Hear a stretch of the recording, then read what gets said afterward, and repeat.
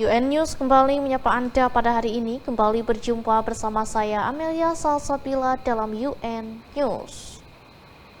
Aksi kejar-kejaran mewarnai penangkapan pelaku pembunuhan terhadap seorang perempuan yang terjadi di kota Cimahi, Jawa Barat. Petugas Resmo Polres Cimahi terpaksa menghadiahi timah panas lantaran pelaku mencoba melarikan diri.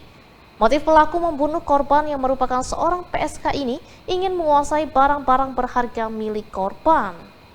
Inilah detik-detik saat petugas dari Resmob Satreskrim Polres Cimahi melakukan pengejaran terhadap seorang pelaku pembunuhan berinisial H di kawasan kota Cimahi, Jawa Barat.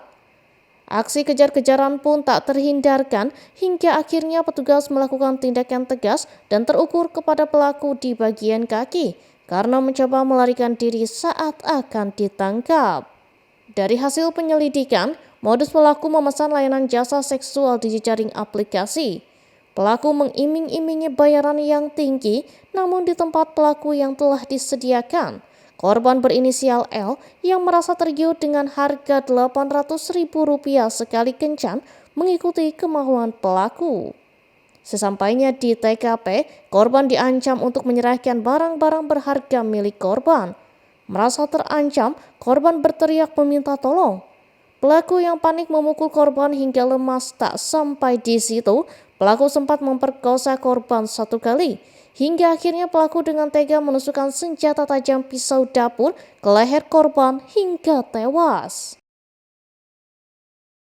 Hasil penyidikan, memang sebenarnya pelaku ini motifnya adalah ingin menguasai barang-barang korban. Ini motifnya tergambar di mana pelaku mengarahkan korban di luar atau di tempat yang telah ditentukan, kemudian mengiming-imingi dengan harga yang lebih tinggi dari tarif biasanya.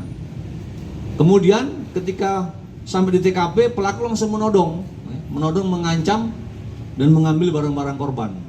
Kemudian juga dari hasil penyidikan bahwa pelaku ini bukan pertama melakukan seperti ini, tapi sudah beberapa kali.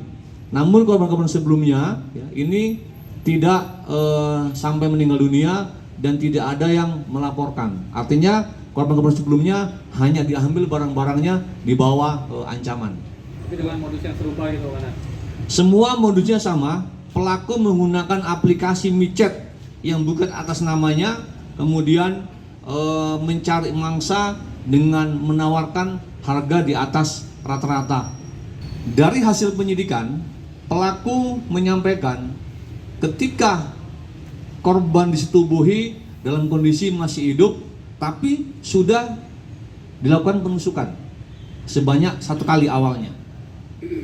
Dari tangan pelaku, polisi menyita sejumlah barang bukti berupa motor, handphone, dan emas milik korban. Pelaku H pun terancam hukuman maksimal mati dan minimal 20 tahun penjara.